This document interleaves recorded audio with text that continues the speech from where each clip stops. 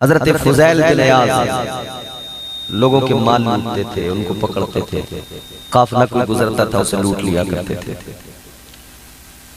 इत्तेफाक से हुआ कि एक रोज उनकी नजर किसी लड़की पर पड़ गई और ये उसके दीवाने हो गए। ये तौबा करने से पहले का वाक़या है। जैसे ही उस पर नजर पड़ी दिल आ गया, दीवाने हो गए। अब वही तजस्सुस, उससे मुलाकात कैसे हो, वही तजस्सुस, दिल बेकरार है, देखना है उसको, मगर कैसे देखें? तो एक दिन रात में चल दिए उसके घर की तरफ और उसके घर की दीवार पर चढ़ने लगे कि इसके घर के अंदर चला जाओ। दीवार पे चढ़ गए, तभी कानों में आवाज आई, किसी ने कुरान मजीद की एक आयत पढ़ी, अलम यअनी लिल्लज़ीना आमनू अन तख़शा क़ुलूबुहुम लिज़िक्रिल्लाह। सुभान अल्लाह, सुभान अल्लाह। आवाज आ गई कानों में, क्या अभी वक्त नहीं आया? क्या अभी वक्त नहीं आया कि दिल दुनिया से हट जाएं और अल्लाह के जिक्र में लग जाएं?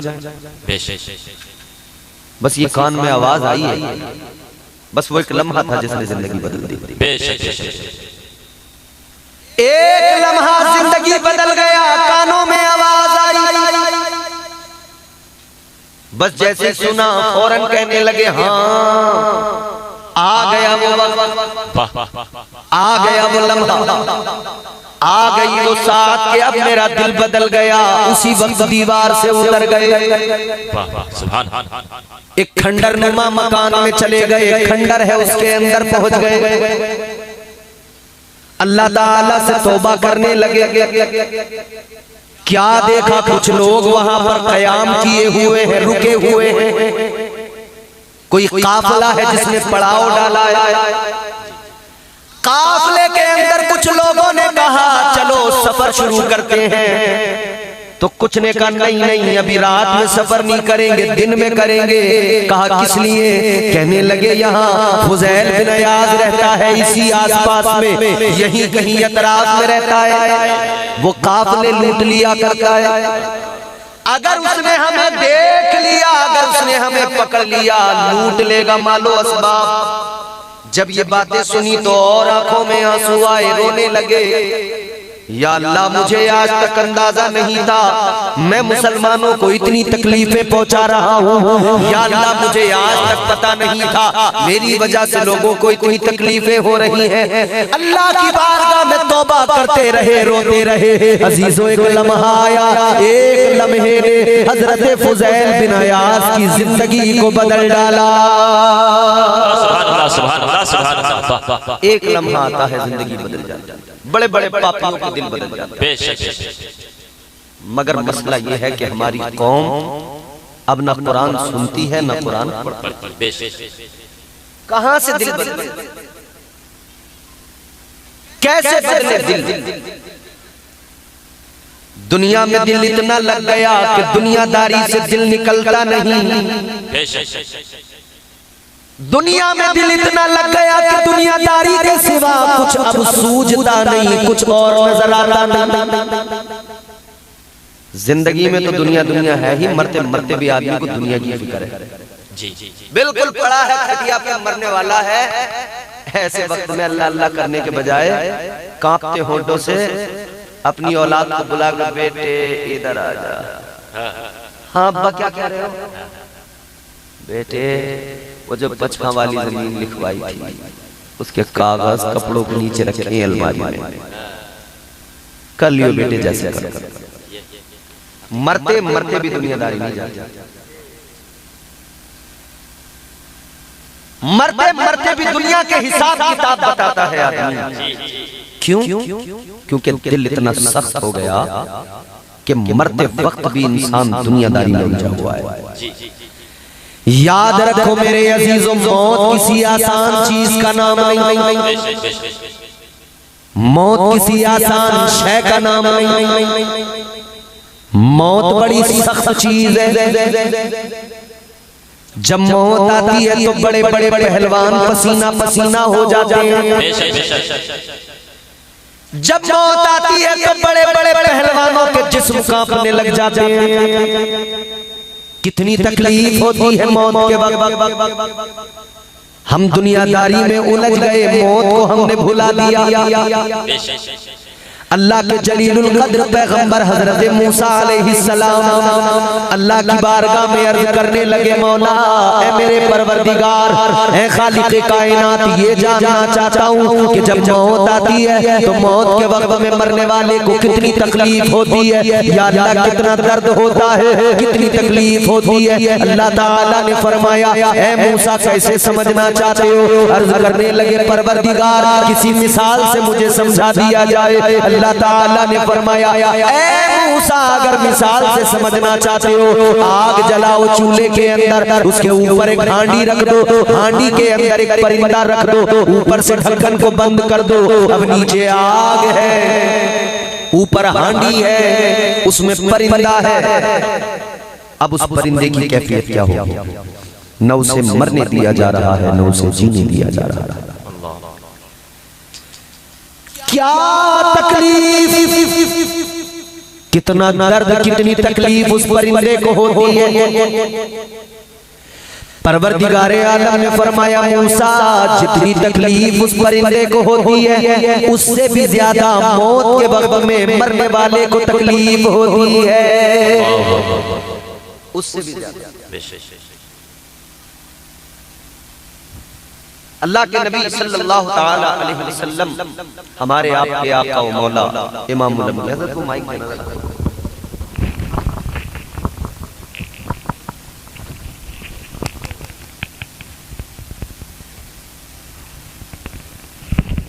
तो ताजदार मदीना वाली कायनात हुजूर सल्लल्लाहु ताला अलैहि वसल्लम हमारे आका व मौला मुस्तफा जाने रहमत की जब तबीयत अलील अलालत के दिनों का हाल बताता हूँ। बिस्तरे अलालत पर है मेरे आका, ताजदारे मदीना की शहजादी सैयदा हजरत फातिमा ज़हरा हुजूर के करीब, मुस्तफा जाने रहमत के करीब। हुजूर का जिस्म बुखार से झुलस रहा है। फिर वो वक्त आया कि बुलबुल सिदरा हाजिर खिदमत में, फरिश्तों के सरदार आका की बारगाह में आए। तायरे सिदरा अदब का मुरक्का बने हुए, बालों पर समेटे हुए आका की बारगाह में आए। मुस्तफा जाने रहमत की बारगाह में आकर अर्ज करने लगे, या रसूल अल्लाह, आका मौत का फरिश्ता आया है, इजाजत मांग रहा है। या रसूल अल्लाह, अगर आप इसे इजाजत दे तो ये अपना काम करे। बारगाह इमामुल अंबिया, इसलिए इजाजत मांगा जी, वरना कभी किसी से इजाजत नहीं लेता मौत। चाहे गांव का मुखिया हो, चौधरी हो, सरदार हो इलाके का, चाहे कोई बहुत बड़ा मालदार आदमी हो, चाहे कोई रियासती वजीर हो, कोई भी हो, कितना ही ताकत वाला हो, कितनी ही दौलत वाला हो, मौत का फरिश्ता आता है, किसी से इजाजत नहीं मांगता, बस आता है, अपना काम करके चला जाता है। लेकिन अजीज़ाने गिरामी वकार बारगाह मुस्तफा है, मेरे आका की बारगाह में मौत का फरिश्ता इजाजत मांग रहा है। अल्लाह के नबी की बारगाह में बुलबुल सिदरा ने अर्ज किया, या रसूल अल्लाह, मौत का फरिश्ता इजाजत मांग रहा है। आका अगर आप इजाजत दे तो ये अपना काम करे। ताजदारे मदीना ने इजाजत दी, आपके मेरे आका ने इजाजत दी, मुस्तफा जाने रहमत ने इजाजत दी। अल्लाह अल्लाह, मौत का फरिश्ता आगे बढ़ा। हजरत इस्राईल अलैहिस्सलाम आगे बढ़े। ताजदारे मदीना की रूह निकालने के लिए, मुस्तफा जाने रहमत की रूह कब्ज करने के लिए, अल्लाह अकबर कबीरा। अब ये फरिश्ता रूह निकालने लगा। मेरे आका ने फरमाया, ऐ फरिश्ते तकलीफ हो रही है। अल्लाह, क्या तकलीफ है? बोले कौन फरमा रहे हैं? महबूब खुदा, ताजदारे नबियों के नबी, रसूलों के रसूल। सोचा कभी जब हुजूर ये फरमा रहे हैं तकलीफ हो रही है, तो हमा शुमा की बात क्या रहे, हमारी आपकी औकात क्या रहे? ताजदारे मदीना ने फरमाया, मौत के फरिश्ते तकलीफ हो रही है। मौत का फरिश्ता अर्ज करने लगा, या रसूल अल्लाह, आपको तो तकलीफ दी ही नहीं जा रही है, बिल्कुल आसानी से आपकी रूह कब्ज की जा रही है। तो मेरे आका ने फरमाया, फरिश्ते जरा ये बताओ, जब मुझे तकलीफ नहीं दी जा रही है तब ये हाल है, तो जरा ये बता दो मौत के वक्त में तकलीफ कितनी होती है मरने वाले को?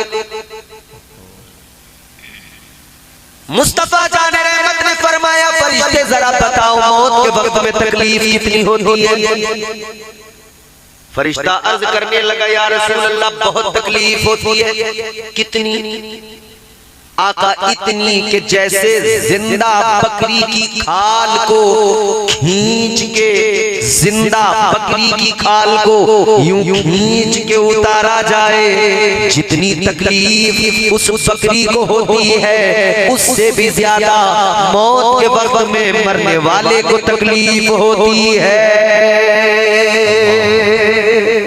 अल्लाह, सोचो भाई, रात में बिस्तर पे लेट के आंखें बंद करने से पहले सोचना कि ये आंखें बंद हो रही हैं, हो सकता है दोबारा न खुले। बेशक बेशक बेशक। हो सकता है ये जिंदगी की आखिरी रात हो जाए, अगली सुबह ही नहीं देख पाए। यहाँ कोई आदमी ये दावा नहीं कर सकता कि मैं कब मरूंगा, किसी भी वक्त हो सकता है, हो सकता है कि ये आज की रात आप बैठे हैं इस बज़्म के अंदर, हो सकता है ये हमारी आखिरी रात है। और जरूरी नहीं है, ये तो अल्लाह जानता है कब कब कब किसकी मौत आनी है, किसका कितना वक्त है, किसको कितनी जिंदगी मिली। आप थोड़े से लोग, मैं चाहता हूं बस संजीदगी के साथ में कुछ काम की बातें आपको सुना दूं। जब बिस्तर पर लेटो तो सीने पे हाथ रखना, दिल की धड़कनों को महसूस करना और फिर सोचना, आंखें बंद तो कर रहा हूं, कहीं ये आखिरी बार ना हो। ये दिल की धड़कनें जो महसूस कर रहा हूं, कहीं ऐसा ना हो ये दिल की धड़कनें रुक जाए। पीराने पीर, रोशन ज़मीर, ताजदारे बगदाद, वलियों के वली, सरदारे औलिया, जिनकी 11वीं मनाते हो सरकारे गौसे आज़म। आपने फरमाया, लोगों जब मौत आती है तो हाल बदलने नहीं देती। जी जी जी। जब मौत आती है, बहुत काम का जुमला बता रहा हूँ, सरकार गौसे आज़म का बहुत काम का, बच्चों बुजुर्गों जवानों सुन। ताजदारे बगदाद ने फरमाया, जब मौत आती है तो हाल बदलने का वक्त नहीं मिलता, हाल बदलने नहीं देती। फरमाते हैं, जिस हाल में मरना चाहते हो उसी हाल में जीना शुरू कर दो। अब अपने दिल से पूछें कि किस हाल में हम मरना चाहते हैं। मैं आपसे सवाल करूं, आप किस हाल में मरना चाहते हैं? बुरे से बुरा इंसान भी कहेगा अच्छे हाल में मरना चाहता हूं। जी जी जी। बहुत बड़ा पापी भी होगा ना, गुनहगार भी होगा, क़िबला हाफ़िज़ इब्न हसन साहब वो भी यही कहेगा कि अच्छे हाल में मरना चाहता हूं। कितने अच्छे हाल में, कितने अच्छे हाल में, तो फिर कहेगा, काश दिल की ये हसरत, काश दिल की ये हसरत, दिल की ये हसरत कम से कम निकल जाए, काश दिल की ये हसरत, काश दिल की ये हसरत, काश दिल की ये हसरत कम से कम निकल जाए, कम से कम निकल जाए। मेरा सर हो सजदे, क्या बात है, सुभान अल्लाह, सुभान। मेरा सर हो सजदे में और तब निकल जाए। नारे रिसालत, नारे गौसिया, मसलक आला हजरत उलमाए अहले सुन्नत और से मुक़द्दस हजरत अल्लामा इम्तियाज बरकाती साहब क़िबला, नारे तकबीर, नारे रिसालत। भाई ये तमन्ना है ना हमारी, बेशक बेशक बेशक, हक बात कि या अल्लाह मौत आए तो इस हाल में बेशक हमारा सर सजदे में, बेशक हमारी ख्वाहिश है, तमन्ना है या अल्लाह मौत आए तो इस हाल में आए कि हम कुरान की तिलावत कर रहे हो, मौत आ जाए। ऐ मौला मौत आए तो इस हाल में आए कि हम तेरा जिक्र कर रहे हो और मौत आ जाए। ऐ मौला मौत आए तो इस हाल में आए कि हम मुस्तफा की नाते पढ़ रहे हो और मौत आ जाए। बेशक बेशक बेशक, सुभान अल्लाह, सुभान अल्लाह। हर आदमी चाहता है अच्छे हाल में मौत आए। गौसे आज़म फरमाते हैं मौत जब आती है तो हाल बदलने की वक्त नहीं मिलता, मोहलत नहीं देती। ऐसा नहीं है कि अभी नापाक टहल रहे हैं तो मौत आकर पहले कहेगी कि पाक हो जा। ऐसा भी नहीं है कोई शराब पी रहा हो तो मौत उससे आकर कहे, या कोई टेलीफोन आए कि भैया शराब छोड़ो, तौबा करो, नशा उतारो, मौत आने वाली है।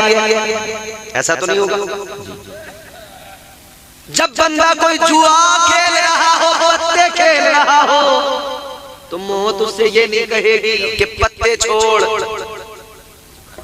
सट्टा लगाने वाले से मौत ये नहीं कहेगी कि सट्टा छोड़, मौत नहीं कहेगी।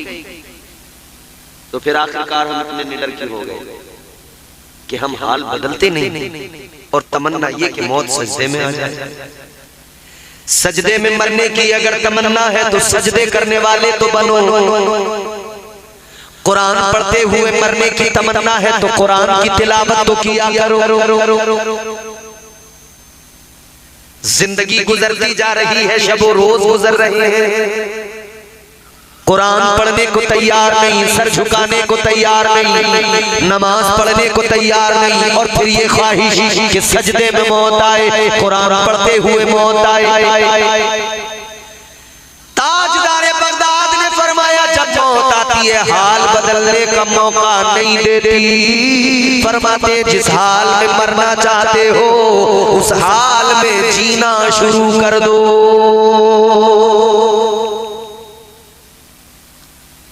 हुजूर है, इमामुल अंबिया है, फरमा रहे फरिश्ते तकलीफ हो रही है, हमने डर बैठे, हमें कोई परवाह नहीं, हमने दुनिया को सब कुछ समझ लिया। ये जानते तो हैं कि हम एक दिन मरना है, ये तो पता है हमें कि एक दिन मौत आएगी, मगर निडर इतने बड़े हो गए कि कब्रिस्तान में जाकर भी हम अपनी मौत को याद नहीं करते। कब्रिस्तान में जाकर भी हम लोग हंसी मजाक करते हैं। किसी बुजुर्ग आदमी को देखा तो कहने लगे चचा अगला नंबर आपका। दादा आपके नंबर आपका ही लगेगा। और कई बार ऐसा होता है जो नंबर लगा रहा होता है ना कि दादा आपका नंबर है अगला, उसका ही नंबर लग जाता है। वो तो दादा का नंबर लगा रहा था, अभी तो वो अपनी जवानी के नशे में मस्तो मगन था। एक दिन उसने बाइक निकाली, घर से निकला और रास्ते में तेज दौड़ाता हुआ जा रहा है। रोड पर पहुंचा, उसकी बाइक हवा से बातें करने लगी, मगर फिर अचानक क्या हुआ, टायर स्लिप हुए, जमीन पर बाइक गिरी, ये उससे पहले गिरा, सर खुल गया, भेजा निकल के बाहर आ गया। देखा नहीं आपने कितने जवान, कितने पहलवान हादसाती मौत का शिकार हो जाते हैं।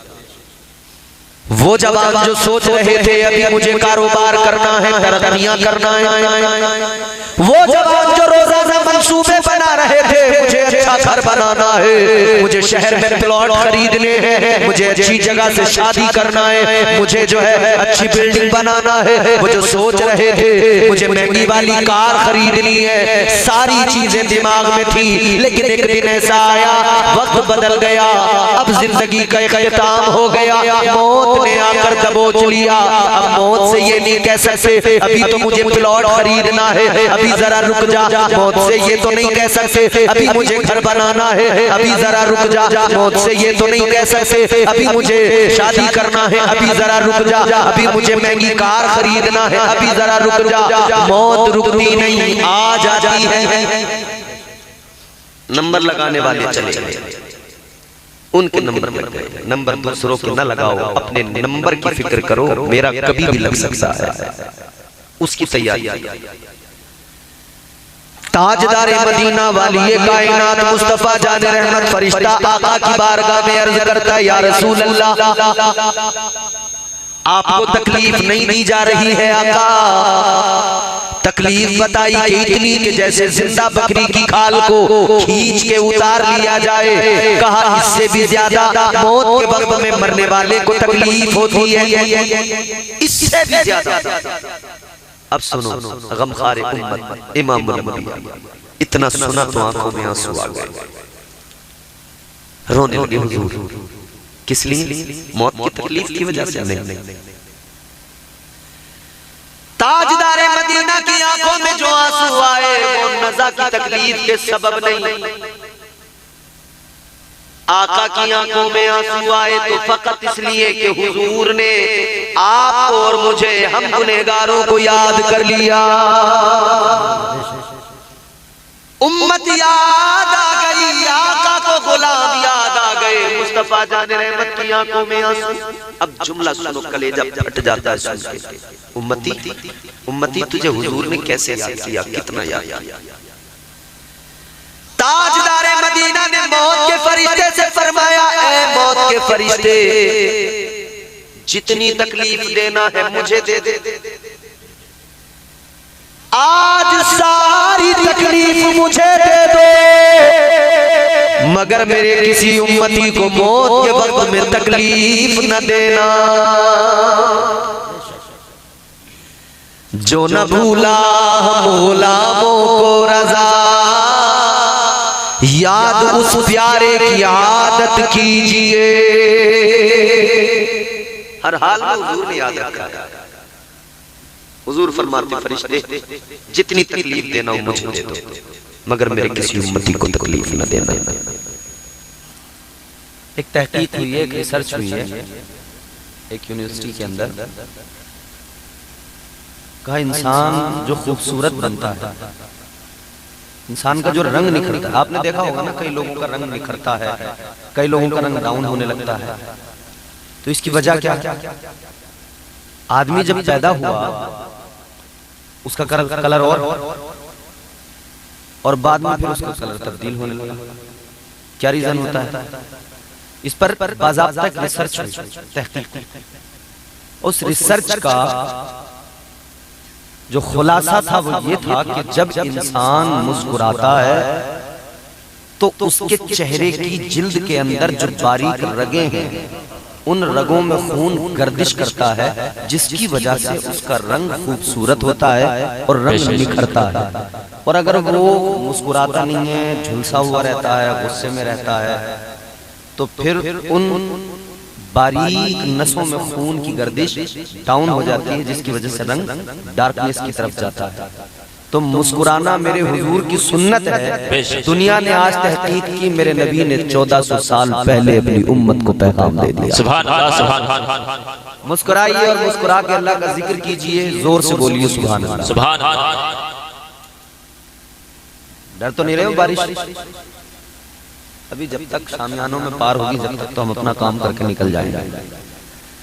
इसकी आवाज बढ़ा दो भाई साहब, बड़ा अच्छा माइक आपका, अल्लाह बरकत अता फरमाए। आवाज पूरी बढ़ा दो माशाअल्लाह। अजीजों, मेरी बात जरा गौर से सुनिए। आपको हम उर्स की महफिल में आए हैं। अल्लाह के वलियों से हमें मोहब्बत है, हम औलिया के मानने वाले हैं। बेशक हमने उनकी जिंदगियों से, उनकी तालीमात से क्या सीखा, क्या पाया हमने उनके अंदर, क्या हमने वो सीख कर उसे अपनी जिंदगी में शामिल किया, क्या हमने उस पर अमल किया। बुजुर्गों की जिंदगियां कैसी हैं? उनकी जिंदगियां ऐन कुरानी अहकाम के मुताबिक है। अब मैं आपको अल्लाह का कलाम सुनाता हूँ, कुरान। अल्लाह ताला ने कुरान मजीद में जो ऐलान फरमाया, बंदों को मिजाज दिया, वो क्या है? अल्लाह का कलाम है। मैंने खुतबे के बाद जो आए करीमा तिलावत की, बंदों के लिए मशअले राह। कुरान सुनिए, मुस्कुराइए, मोहब्बत से फिर कह दें सुभान अल्लाह। सुभान अल्लाह। परवरदिगारे आलम खालिक़े कायनात रब्बे लम यज़ल व ला यज़ाल ने कुरान मजीद में फरमाया, क़द अफ़लह मन ज़क्काहा व क़द ख़ाब मन दस्साहा। सुभान अल्लाह। अल्लाह का कुरान कहता है, वो कामयाब हुआ जिसने अपने नफ्स को पाक कर लिया। हजार खराबियां हैं आज हमारे अंदर, क्यों हैं? नफ्स की वजह से। खवातीन जितनी भी हैं अपने अपने घरों को चली जाएं, इधर को नहीं आए बल्कि अपने अपने घरों को चली जाएं। बारिश पड़ रही है, भीगना जरूरी नहीं है, मौसम तब्दील हो चुका है, बदल गया है, अपने अपने घरों को चली जाएं। हाँ, आपको माइक में आवाज पहुंचती रहेगी, अपने अपने घर से सुनते रहिए। हजार खराबियां हैं इंसान के अंदर। वजह एक है कि किताबे नफ्स हो गए, अपने नफ्स के गुलाम हो गए। अजीजाने गिरामी वकार गौर फरमाइए, यही तो एक फर्क है हमारे अंदर और अल्लाह के वलियों के अंदर। हम वो काम करते हैं जो हमारा नफ्स कहता है, और अल्लाह वालों ने हमेशा वो काम किए जो नफ्स के बिल्कुल खिलाफ थे। नफ्स ने अगर खाना मांगा, खाने की तलब हुई, तो अल्लाह के वलियों ने रोजे रखे।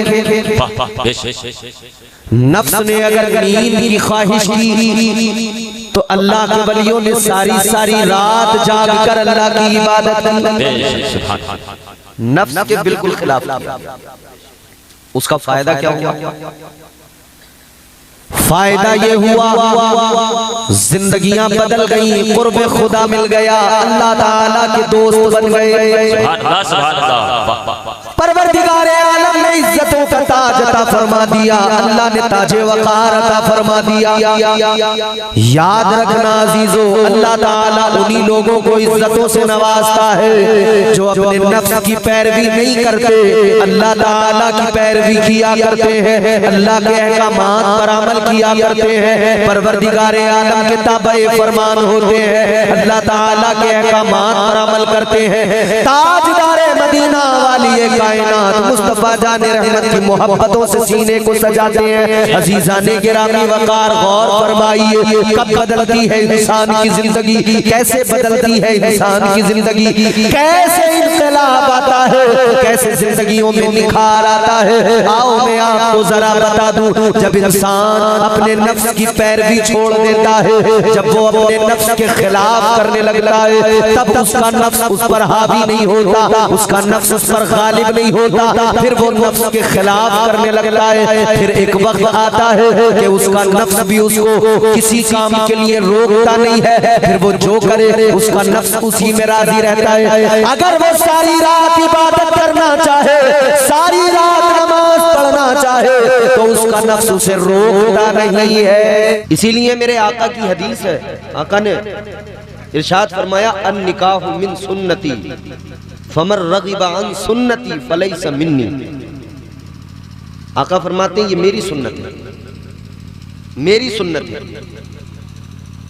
हालांकि हुजूर से पहले दुनिया में जो अंबिया अलैहिमुस्सलाम तशरीफ लाए, उन्होंने भी निकाह किए, तो सुन्नत तो तमाम अंबिया की है निकाह करना, मगर मेरे हुजूर ने बिलखुसूस उम्मत को पैगाम दिया कि ये मेरी महबूब तरीन सुन्नत है। बेशक, सुभान अल्लाह। हुजूर ने 11 निकाह किए अपनी जिंदगी में। उम्मत को 3 निकाह करने की इजाजत, 4 निकाह करने की इजाजत मिली। वो भी मैं बताऊंगा कि उन निकाहों की हैसियत क्या है और किस तरह से इजाजत मिली। ऐसा नहीं कि कोई भी उठा के चल पड़े कि मुझे 4 करने हैं।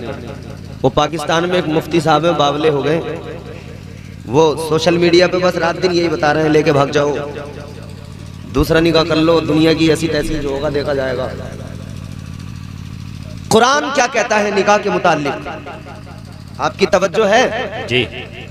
तो तवज्जो है तो जरा कुछ आपकी जबान से कुछ निकले, कुछ बोले तो मुझे लगे कि आपकी तवज्जो है। मोहब्बत से जरा जोर से कहें सुभान अल्लाह। सुभान। परवरदिगारे आलम खालिक़े कायनात रब्बे लम यज़ल व ला यज़ाल ने कुरान मजीद में ऐलान फरमाया, व मिन आयातिही अन खलक़ लकुम मिन अनफुसिकुम अज़वाजन लितस्कुनू इलैहा व जअल बैनकुम मवद्दतन व रहमा। सुभान अल्लाह, सुभान अल्लाह।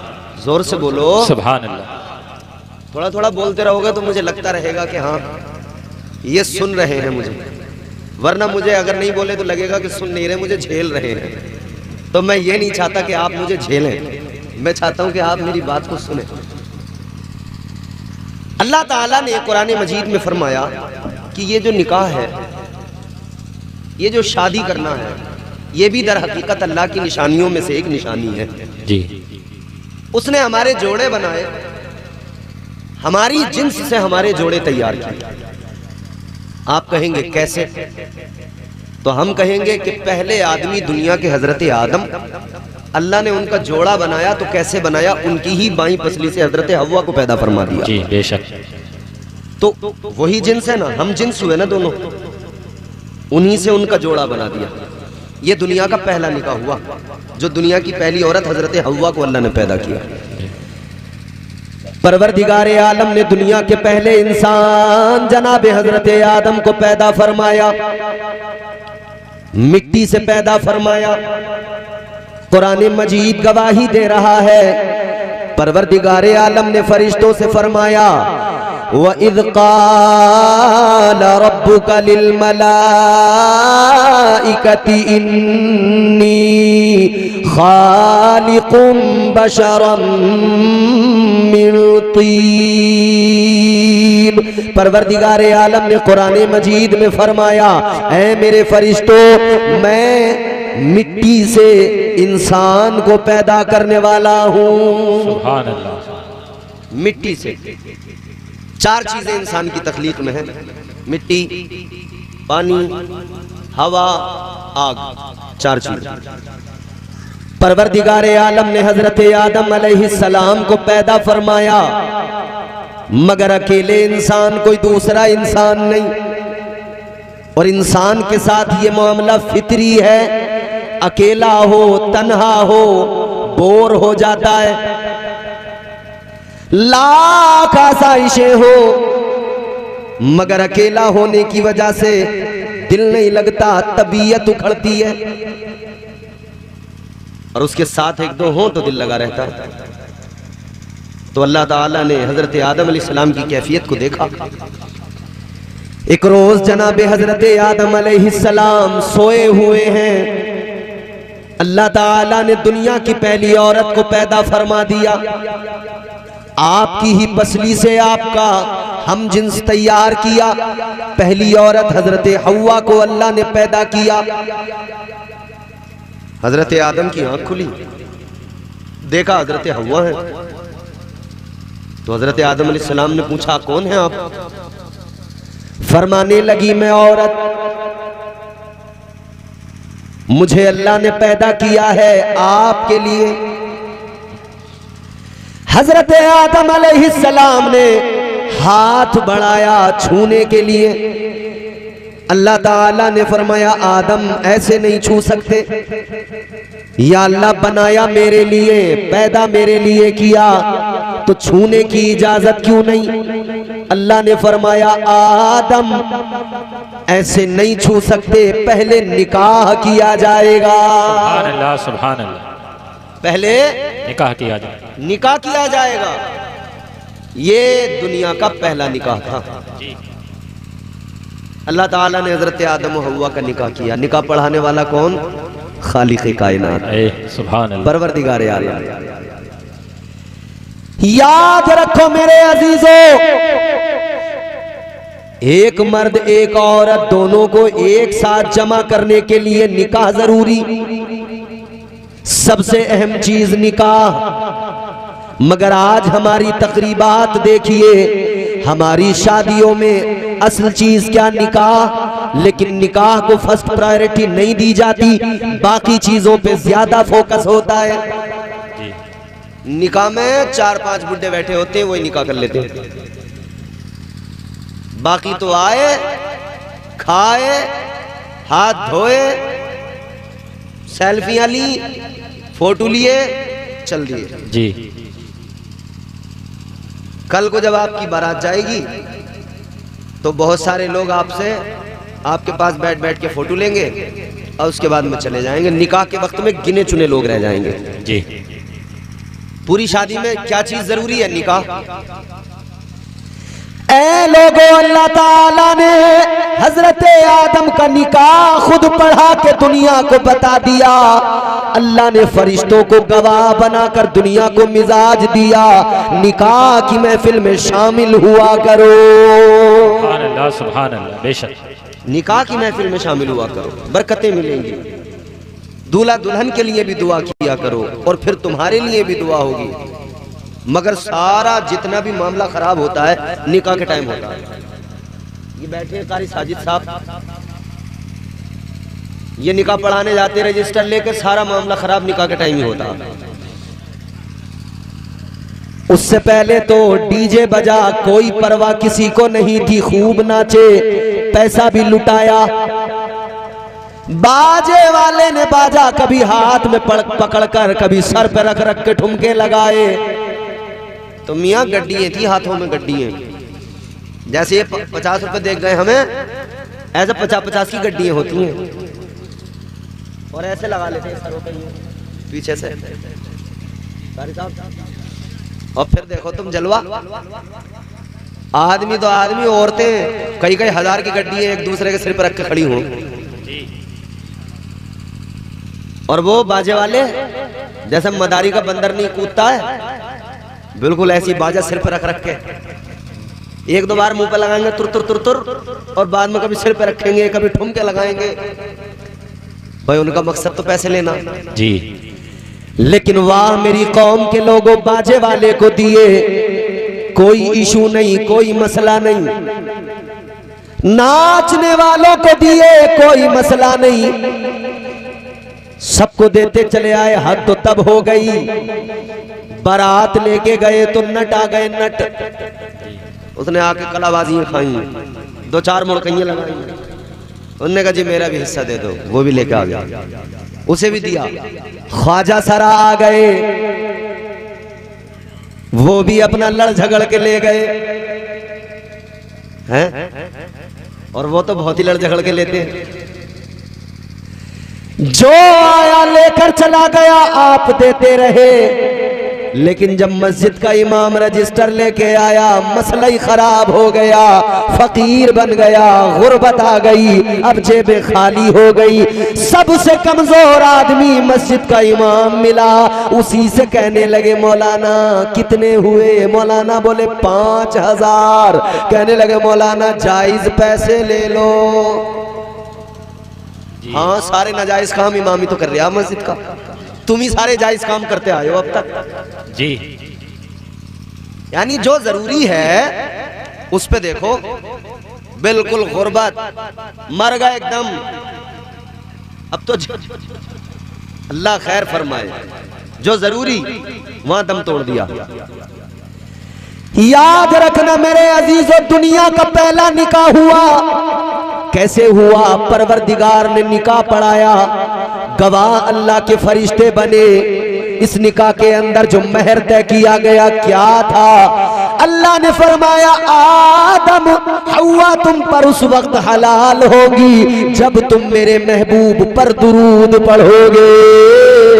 अल्लाह, नारे तकबीर, नारे रिसालत, नारे गौसियत, मसलके आला हजरत, फैजाने आला हजरत, खतीबे हिंदुस्तान जनाब कारी इम्तियाज बरकाती, नारे तकबीर, नारे रिसालत।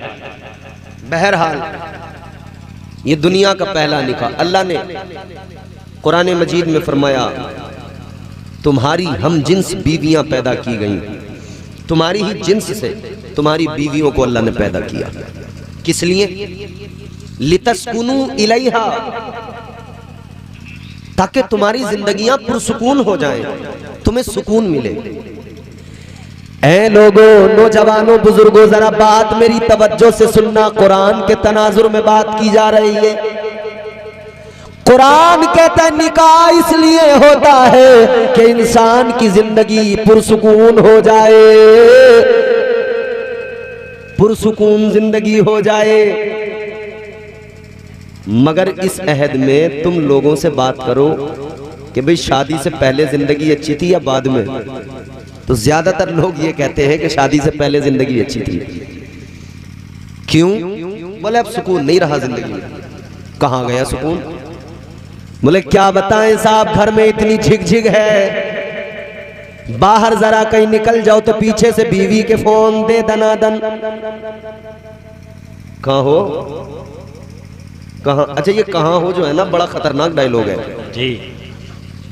ये कहां हो वाला जो डायलॉग है बड़ा खतरनाक। ये मौके की नजाकत के हिसाब से, सिचुएशन के हिसाब से होता है। जैसे आप कहीं गए, बीवी ने फोन लगाया, आपने फोन उठाया, हेलो, बोली कहां हो? ये जो आराम से कहां हो है, इसका मतलब है कि अगर आप कहीं मार्केट वगैरह में हो तो कुछ सामान मंगाना है, वो ले आइएगा, इसमें कोई खतरा नहीं। आदमी बता देता मैं यहां हूं, तो बोले फला चीज लेते आना। मगर इसके बाद में दूसरा सीन जरा सा खतरनाक हो जाता है। दूसरे में जैसे फोन आया, आपने फोन उठाया, हेलो, पीछे से बोली कहां हो? अब ये खतरनाक सिचुएशन है। इसका मतलब आपको भेजा कहीं गया था, पहुंच कहीं गए हो जी, टाइम से घर नहीं पहुंच रहे हो। मगर इसके बाद में यही डायलॉग और जरा सा खतरनाक जब होता है तो फिर पता क्या होता है? फोन लगाया, अब तक तो था कहां हो, फिर बाद में होता हो कहां तुम। तो हो कहां तुम पे जब बात आती है फिर खैरियत नहीं मिलती, फिर मामला खराब। हमारे चचा भी हंस रहे हैं, अल्लाह ताला खुश रखे। तो ऐसा लग रहा कि ये सारी चीजें पाई जाती हैं। मतलब इसका मतलब ये हुआ कि कहीं ना कहीं हमारे यहाँ माहौल बदले हैं और जो घर की जिंदगी सुकून वाली थी उसमें बदअमनी जरूर आई है जी। अल्लाह ताला ने औरत को मर्द के लिए पैदा किया और औरत को इसलिए कि मर्द को सुकून मिले।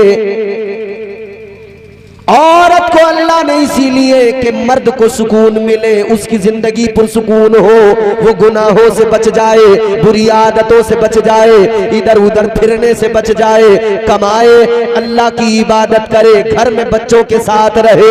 मगर हालात ये हो गए, औरतें भी बड़ी चमचीचड़ जिद्दी हो गई, इतनी जिद्दी हो गई, आदमी घर में रुकने से घबराता है। घर में जैसे ही आया इसने फौरन अपनी पूरी कथा चालू कर दी, शुरू से लेके आखिरी पन्ने तक इसने पूरी किताब तैयार कर रखी है। जैसे ही आया, अम्मी से लेके बहनों तक, बहनों से लेके भाइयों तक, तुम्हारे अब्बा ऐसे, तुम्हारी अम्मा ऐसी, तुम्हारी बहन ने ये कह दिया, तुम्हारे भाई ने ये कह दिया, सारी दास्तान।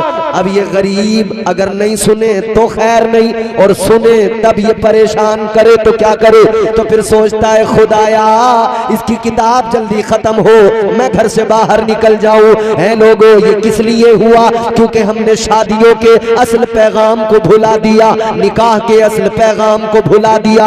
ऐ लोगों, हर शख्स की जिम्मेदारी है वो अपने बच्चों को तालीम दे। शादी के ताल्लुक से अवेयरनेस लाने की जरूरत है। अपने घरों में शादी के ताल्लुक से बच्चों को बताने की जरूरत है। एक माँ की जिम्मेदारी है अपनी बेटी को सिखाए, बेटी किसी भी हाल में शोहर को नाराज न करना है, बेटी किसी भी हाल में शोहर को तंग न करना, शोहर का दिल न दुखाना, शोहर को परेशान न करना। बल्कि जब भी शोहर के माथे पर कोई शिकन आए तो ऐसे पेश आना वो अपने सारे गम भूल जाए। सुभान अल्लाह, सुभान अल्लाह। वो अपने सारे गम भूल जाए जी, घर में आके खुश हो जाए। मगर मियाँ कहाँ, यहाँ तो उल्टी चक्री चल रही है। अच्छा, एक बात और बताता हूँ आपको। अल्लाह ताला ने हजरत हव्वा को पैदा किया, पहली औरत को कहाँ पैदा किया जानते हो? जन्नत में। कहाँ बोलो? जन्नत। जोर से बोलो। जन्नत में तो जाना है ना? अरे जाना है ना? जाना है, सबको जाना, इंशाअल्लाह जाएंगे। जन्नत में जाना है, उसी जन्नत में हजरत हव्वा को पैदा किया गया। जबकि अल्लाह ने पहले मर्द को पैदा किया, हजरत आदम अलैहिस्सलाम को तो जन्नत में पैदा नहीं किया, जन्नत के बाहर, मगर हजरत हव्वा को जन्नत में। क्या वजह? अल्लाह ताला अगर चाहता तो हजरत हव्वा को भी जन्नत के बाहर पैदा फरमा देता, लेकिन जन्नत में पैदा किया। क्या वजह है कि अल्लाह ने हजरत हव्वा को जन्नत में पैदा किया? गौर से मेरी बातें जरा सुन लेना। मुफस्सिरीन बयान फरमाते हैं अल्लाह ताला ने औरत को जो जन्नत के अंदर पैदा किया, इसकी कई वजहें हैं। एक वजह तो ये है कि औरत जब जन्नत में पैदा हुई, अल्लाह ने औरत को मिजाज दिया, औरत जरा आँख खोल के देख, तुझे जन्नत नजर आएगी, जन्नत की बहारें नजर आएंगी, जन्नत का हुस्न नजर आएगा, जन्नत की रानाइयां नजर आएंगी, जन्नत की रौनकें नजर आएंगी, जन्नत का हुस्न नजर आएगा, जन्नत के बागात नजर आएंगे, जन्नत का सुकून नजर आएगा, जन्नत की सफाई नजर आएगी। अल्लाह ने औरत को जन्नत में पैदा करके मिजाज दिया, ऐ औरत तुझे जन्नत में पैदा कर किया गया है, जन्नत को देख ले, अच्छी तरह अपनी आंखों में बसा ले, क्योंकि तुझे दुनिया में जाना है, दुनिया में जाकर अपना एक घर बसाना है। याद रख ले, जन्नत को देख के जा, जब दुनिया में अपना घर बसाए उसे जन्नत का नमूना बना देना। सुभान अल्लाह, सुभान अल्लाह। क्या बना देना? शर्मा रहे हो, बोल नहीं रहे हो, डर लग रहा है आप घर पे जाके कहीं? जन्नत का नमूना अल्लाह ने तो मिजाज दिया कि अपने घर को जन्नत का नमूना बना देना, मगर औरतों ने बना क्या रखा? दंगल बना रखा, दंगल घर को, मैदान जंग। और पिछले दिनों तो ऐसी दहशत थी लोगों में, नीला ड्रम देखकर लोग घबरा रहे थे, ऐसा आतंक का माहौल था मियां, ऐसा डर था। हाफिज फरीद साहब किबला नीले ड्रम पर नजर पड़, आदमियों ने नीले ड्रम खरीदने खत्म कर दिए, मार्केट डाउन कर दी उसकी, बोले ये घर में नहीं लाएंगे। अल्लाह ने मिजाज दिया अपने घरों को जन्नत का नमूना बना देना, मगर यहां महाभारत चल रही है घर में। पूछो मत, आदमी बेचारा परेशान है, थका हारा जैसा काम से परेशान घर में आया, सोच रहा था घर में जरा सुकून मिलेगा, मगर यहां आते फिर इसकी क्लास लग गई, आने की देर नहीं हुई थी। और फिर शिकायत ये, बेचारा जब ये परेशान हो जाता है ऐसी बातों से, तो फिर ये क्या करते हैं मर्द लोग? अवॉइड करते हैं, सुनते नहीं है, नजरअंदाज करते हैं, इग्नोर करते हैं। फिर एक लड़ाई ये शुरू होती है कि मेरी बातों से तुम्हें फर्क ही कोई नहीं पड़ता, तुम मेरी सुनते ही नहीं। अरे अल्लाह की बंदी तेरी सुन के क्या करूं, लट उठाऊं, घर में लट चला दूं, लड़ाइयां लड़ लूं, करूं क्या तेरी सुन के? मगर नहीं साहब, तुम्हें कोई मेरी परवाह थोड़ी है। औरत को अल्लाह ने मिजाज दिया, घरों के अंदर ऐसा माहौल बनाओ कि घर जन्नत का नमूना नजर आए, यानी घर के अंदर सुकून हो, घर के अंदर मर्द आए, वो सुकून की सांसें ले, उसे राहत घर के अंदर मिले। कुरान ने यही तो मिजाज दिया। अच्छा, दूसरी वजह अल्लाह ताला ने जो औरत को जन्नत में पैदा किया, उसकी दूसरी एक वजह मुफस्सिरीन बयान फरमाते हैं। दूसरी वजह यह है कि अल्लाह ने औरत को जन्नत में पैदा करके ये मिजाज दिया कि औरत जरा जन्नत में नजर डाल, जन्नत को देख। तो जन्नत के अंदर हूरें भी हैं, अल्लाह की मखलूक हूरें, बड़ी खूबसूरत, बड़ी बड़ी आंखों वाली। कुरान में उसका जिक्र बारहा किया गया, अल्लाह ने किया कुरान में जिक्र मुतादिद मकामात पर। अल्लाह ताला ने जन्नत के अंदर हूरों को रखा है। हूरें क्या हैं? बड़ी खूबसूरत। जन्नतियों को अल्लाह ताला हूरें अता फरमाएगा। और हूरों का हुस्न क्या है? फरमाया गया जन्नत की जो हूर है, जो हूरों में सबसे, जो सारी हूरों की सरदार है, उसका नाम है लाइबा। फरमाया गया हुस्न ऐसा, अगर जन्नत की हूर अपना हाथ दुनिया में जाहिर कर दे तो उसकी चमक ऐसी, उसकी रोशनी ऐसी, उसका हुस्न ऐसा कि सूरज की रोशनी उसके सामने फीकी पड़ जाए। सुभान अल्लाह, सुभान अल्लाह। ये हुस्न है, वो सजी हुई संवरी हुई जन्नत की हूरें। अल्लाह ताला ने औरत को जन्नत में पैदा करके हूरों को दिखा के मिजाज दिया, ऐ औरत हूरों को देख के जा, ये सजना सवरना देख के जा, ताकि तू जब जमीन पे अपना घर बसाए तो तू सज संवर के अपने शोहर के सामने जाना, अपने शोहर को राजी रखना, बनाओ सिंगार करना, सजना सवरना, मगर शोहर के लिए अपने शोहर के सामने सज संवर के जाना, ताकि तेरा शोहर तुझे देखे तो उसकी आंखें ठंडी हो जाए। सुभान अल्लाह, सुभान अल्लाह। और यही वजह है कि औरत को हुक्म दिया गया कि तू सिंगार कर। सोने की कोई चीज पहनने की मर्द को इजाजत नहीं दी गई, मगर औरत को सोने के जेवरात पहनने की इजाजत। क्यों? क्योंकि औरत को हुक्म दिया गया तू सज संवर। किस लिए? अपने शोहर के लिए। मगर हमारे यहाँ सिस्टम उल्टा हो गया, हमारे यहाँ की औरतों ने बिल्कुल उल्टा कर दिया। मिजाज तो ये दिया गया शोहर के लिए तैयार हो के सज संवर के उसके सामने जाता कि वो राजी हो, मगर हालात ये औरतें जब घर में रहती हैं तो बिल्कुल गंदी रहती हैं, और जब बाहर निकलती हैं तो तैयार होके महंगे कपड़े पहन के निकलती हैं। घर में तो वो कपड़े भी वो पहनती हैं वो जो दरवाजों पे बेचने वाले नहीं आते, 50-50 रुपए के टुकड़े, फिर चतरा बनती हैं वो टुकड़े खरीद के मैंने तो टुकड़ों में से देखो ऐसे ऐसे सूट बना लिया जी। घर में टुकड़ों के सूट पहन रही है और बाहर तैयार होकर निकल रही है। किसके लिए? इसका मतलब तो यही हुआ दूसरों के लिए तैयार हुई। मेकअप किया तो दूसरों के लिए किया ना। अब शादी है अब शाहरुख साहब की, जब ये दूल्हा बनेंगे तो देखना चारों तरफ झुरमुट होगा खवातीन का, चोटी चेहरे के टाइम पे।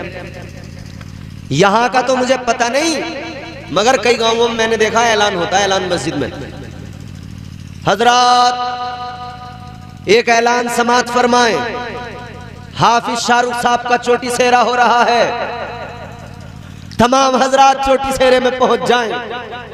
मतलब ये मर्दों के लिए नहीं है ऐलान, इसका मतलब औरतें जैसे सुनती हैं जल्दी जल्दी तैयार होकर फौरन निकलती हैं चोटी सेहरे पे जाना। सारी औरतें पूरी चारों तरफ से सब औरतें खड़ी हो गई चोटी सेहरे पे। कोई तो इसलिए गई मेरा हक ना मारा जाए, मेरा जो हक है वो मुझे मिल जाए। कोई इसलिए गई कि देखेंगे जाके दूल्हा को देखेंगे। कोई इसलिए गई कि मैंने जो ये अच्छा वाला हार पहना है इस पे भी तो किसी की नजर पड़े कि फलां की बीवी देखो कितना महंगा हार पहने हुए। जी हक है। और औरतों को अपने सामान दिखाती है पहन पहन के, किसने अच्छा पहना मुकाबला चल रहा। भाई अल्लाह ताला ने औरत को मिजाज दिया अपने शोहर के लिए मेकअप कर, अपने शोहर के लिए अच्छे उम्दा कपड़े पहन, अपने शोहर के सामने जेवरात पहन के जा। मगर हाँ, जब तक तो वो तिजोरी में रखे रहेंगे, जब तक कोई बिया बारात ना आए। और फिर ये कहती हैं कि वो औरतें जो थोड़े अच्छे कपड़े पहनती है ना घर में, उन्हें तो यूं कहती हैं ओ फुहरियां हैं, फुहरियां घरों में पहन ले अच्छे अच्छे कपड़े, फिर बाहर को जाओ तो मुंह उठा के देखते रहो क्या पहने। उन्हें बेवकूफ समझ रही है अपने आप को चला कि हम तो घर में टुकड़ी पहन के काट लें टाइम। ये अक्लमंदी नहीं है, बेवकूफी है। आओ मैं तुम्हें बताऊं अजीजाने गिरामी वकार, इस्लाम का क्या पैगाम है, इस्लाम का क्या मिजाज है।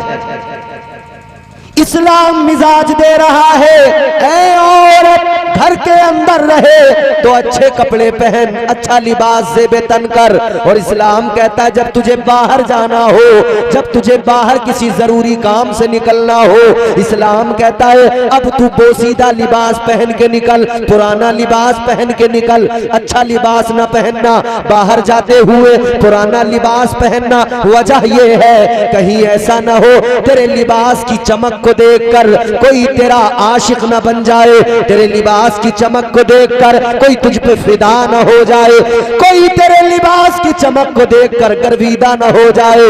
इस्लाम कहता है तू पैर में पायल भी वो पहन जिसके अंदर घुंघरू ना हो, जिससे आवाज ना निकलती हो, क्योंकि आवाज निकलेगी तो पैर रखने पर आवाज पैदा होगी, घुंघरू बोलेगा। और ऐसी सूरत हाल में जब तू पैर रख के चलेगी कोई तेरे चलने के अंदाज को महसूस कर सकता है। इस्लाम कहता है खबरदार वो पाजेब वो पायल न पहनना जिसमें घुंघरू लगा हो, क्योंकि जब तू उसे पहन के चलेगी अगर कोई तेरी चलने के अंदाज को महसूस करके तुझ पे गर्विदा हो गया तो सोच जरा क्या होगा।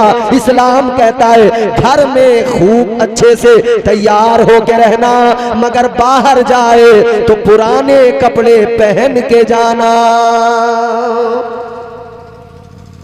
तो हमारे यहाँ हम बिल्कुल उल्टा कर रहे हैं, हर काम में बिल्कुल उल्टा करते जा रहे हैं, हर काम में बिल्कुल उल्टा करना चाहिए, सीधा तो उल्टा कर रहे हैं। अल्लाह ताला ने औरत को जन्नत में पैदा फरमाया, मिजाज दिया अपने शोहर के लिए सज संवर बेहतरीन बन के रहे। ये दुनिया का पहला निकाह बड़े पैगाम देता है, जिंदगी आसान करने के लिए बड़े तोहफे हैं इसके अंदर। दुनिया की पहली शादी बहुत कुछ सिखाती है, दुनिया की पहली शादी बड़े पैगाम देती है अजीजों। हजरत आदम और हव्वा का निकाह बहुत कुछ सिखाता है, लेकिन बात को आगे बढ़ाते हैं, आगे बढ़िए। अल्लाह ताला ने इस सिलसिले को आगे जारी फरमाया और अंदाज क्या, परवरदिगार ने जब तक चाहा जन्नत में रखा, मंशाए रब परवरदिगार की मशीयत के राज। फिर आखिरकार हजरत आदम और हव्वा को जमीन पर उतारा गया, जन्नत से जमीन पर भेजा गया। हजरत आदम और हव्वा जब जमीन पर आ गए, अल्लाह अकबर कबीरा, गौर फरमाइए, अब यहाँ एक नई जिंदगी शुरू हुई, एक अलग जिंदगी शुरू हुई। अल्लाह ताला ने हजरत आदम को हुक्म दिया, आदम अब कमा के खाना पड़ेगा, अब मेहनत मजदूरी करना पड़ेगा, अब खेत में दाना डालोगे तो फसल उगेगी, अब तुम्हें अपने रिस्क की जो है जुस्तजू में खुद लगना पड़ेगा। देने वाला तो बहरहाल परवरदिगार है, देने वाला तो खालिक़े कायनात है, मगर देता है, देना तो उसी का काम है, लेकिन मेहनत करना पड़ेगा। जन्नत में थे, कोई मेहनत नहीं, कोई काम नहीं, जो चाहा वो आ गया। और इंशाअल्लाह बरोज़े क़यामत आखिरत के बाद में जब जन्नत में जाएंगे तब भी यही होगा। फिर वहां कमाना नहीं पड़ेगा, काम करना नहीं पड़ेगा, फिर वहां जो चाहोगे मिल जाएगा, जो तमन्ना करोगे मिल जाएगा। अजीजा ने गिरामी वकार, अब हजरत आदम अलैहिस्सलाम अपने कमाने में लगे, अल्लाह की इबादत और साथ साथ रिज़्क़े हलाल की तजस्सुस में लग गए। गए, हजरत जिब्रील ने खेती करना सिखा दिया। अल्लाह अकबर। और वहीं से फिर अब आगे नस्ल इंसानी का आगाज होना है। हजरत आदम और हव्वा के मिलने से अब अल्लाह ने इंसानियत को फरोग दिया, इंसानियत को आगे बढ़ाया, नस्ल इंसानी का फरोग। अल्लाह अकबर। तो ये भी पता लगा ये शादी करना नस्ल इंसानी को फरोग देना है। बेशक हक है।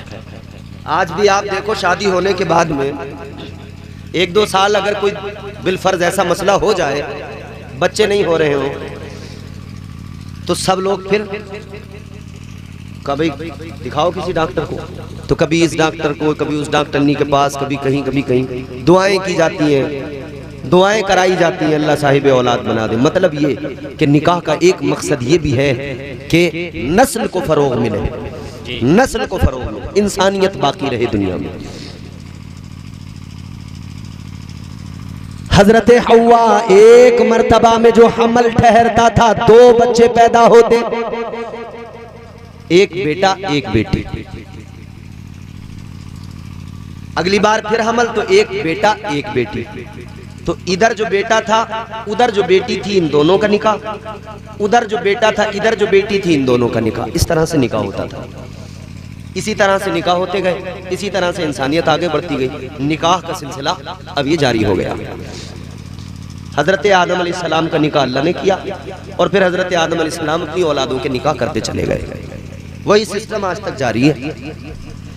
आगे बढ़ो अजीजा ने गिरामी वकार। फिर मेरे आका ने इस सुन्नत को इतना पसंद फरमाया, ताजदार मदीना ने ऐलान फरमाया ये मेरी सुन्नत है, हुजूर की सुन्नत। शरीयत कहती है निकाह में ताखीर न की जाए, क्योंकि निकाह एक ऐसा वाहिद रास्ता है जो जिना के रास्ते बंद कर देता है। जब से लोगों ने निकाह में ताखीर शुरू की, जिना की कसरत हो गई, लोग जिना को आम समझने लगे। क्योंकि जब बच्चों के वक्त पे निकाह नहीं होंगे तो गड़बड़ तो होनी ही होनी है। ताजदार मदीना ने फरमाया निकाह को आसान करो, जिना को मुश्किल कर दो।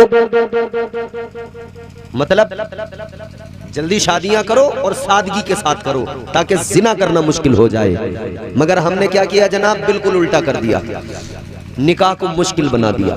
कितना मुश्किल बनाया, कितना मुश्किल बनाया।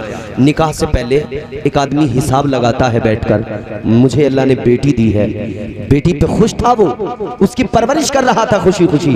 मगर जब बेटी जवान हुई तो अब उसे एक फिक्र है जो अंदर से खाए जा रही है, एक फिक्र है जो अंदर से उसे सता रही है। अब वो इस फिक्र में लगा है बेटी तो जवान है, इसकी शादी करना है, मगर इंतजाम क्या है।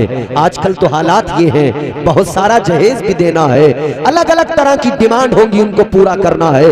250 लोग आकर चढ़ाई करेंगे, उन 250 को अच्छा खाना खिलाना है। अगर खाने में जरा सी कहीं चूक हो गई तो बात खराब होगी। मेरी बेटी को फिर वो ताने देंगे, मेरी बेटी को फिर सताया जाएगा। ये निकाह को मुश्किल करने वाली बात है जी। इसी तरह तो निकाह मुश्किल हुआ जी। अब बाप हिसाब लगा रहा है, जब तक इतना हिसाब ना बने कैसे निकाह की हामी भरूं, कैसे कहीं बेटी का रिश्ता करूं, जब तक इतना सब मेरे पास इंतजाम ना हो। अब वो हिसाब लगा रहा है, इसी हिसाब में तो निकाह को कर दिया मुश्किल। जिसको आका ने कहा आसान करो, उसे मुश्किल कर दिया। जिना को कर दिया आसान, जिना को इतना आसान कर दिया। हालात आज कैसे हैं, रोज रोज नए नए वाक़े सुनने में आते हैं, रोज रोज नई नई बातें सुनने में आते हैं। फला जगह ऐसा हो गया, फला जगह वो पकड़ा गया, वो यूं हुआ, वो यूं हुआ। और देखो पूरी दुनिया जो है ना, एक तरह से प्लान बना के प्री प्लान ये काम हो रहा है। जिना को आम करने और आसान करने के लिए ये दुनिया प्लान बना के काम कर रही है। कुछ चीजों का इस्तेमाल बहुत सही भी होता है, मगर उससे कहीं बहुत ज्यादा गलत होता है। अब से पहले तक की अभी एआई का दौर है। एआई समझते हैं नौजवान, सारे समझते हैं। जो बुजुर्ग हैं अगर उन्हें कुछ दुश्वारी हो मैं बता दूं आसान करके, आर्टिफिशियल इंटेलिजेंस मतलब एक ऐसा आविष्कार किया गया कि आप उसको जो कमांड देते हो वो फौरी तौर पे वो आपका काम करके दे देता है। आप उससे कोई सवाल पूछो, आप उससे कोई अपना पोस्टर बैनर बनवा लो, आप उससे कोई फोटो बनवा लो, आप उससे कोई और काम करवा लो। मतलब एआई बहुत जल्दी एकदम आपका काम करके दे देगा, किसी भी सब्जेक्ट पे हो। इसमें आसानियां तो हैं, मगर जानते हो सबसे बड़ी परेशानी, अब से पहले लोग डरते थे बुरे काम करते हुए। खौफ रहता था कि अगर मेरी कोई तस्वीर मेरे किसी ने देख ली, डर लगा रहता था, अगर कोई तस्वीर भी किसी ने चुपके से ले ली और मेरे घर देख ली, मोहल्ले वालों ने, गांव वालों ने, बेइज्जती होगी, बीवी छोड़ के चली जाएगी, हजार दिक्कतें पैदा होंगी। तो डर था, अब वो डर निकल गया। क्यों निकल गया? डर इसलिए निकल गया कि लोगों ने सोच लिया आर्टिफिशियल इंटेलिजेंस पे डाल देंगे, कह देंगे एआई से बनाया गया है। खुद अपना भी अगर कोई ऐसी करतूत है अगर सामने आ गई, लोग निडर हैं, कोई नहीं, कह देंगे एआई से किसी ने बना दिया जी, एआई जनरेटेड है। बिल्कुल आसान, मतलब जिना को आसान करने के लिए ये एआई काम करने लगा, काम करने लगा जी। वो डर खत्म हो गया आप दिलों से। ताजदार मदीना का ऐलान मेरे आका ने फरमाया, निकाह को आसान करो, अजीजाने गिरामी वकार, ज्यादा लंबे हिसाब न लगाया करो, ज्यादा तमन्नाएं दिल में ना रखा करो, वक्त से शादियां किया करो। वक्त से शादियां होगी तो मुआशरे के अंदर बढ़ती हुई ये तमाम तबाहकारियां, बदकारियां खुद ब खुद रुकती चली जाएंगी।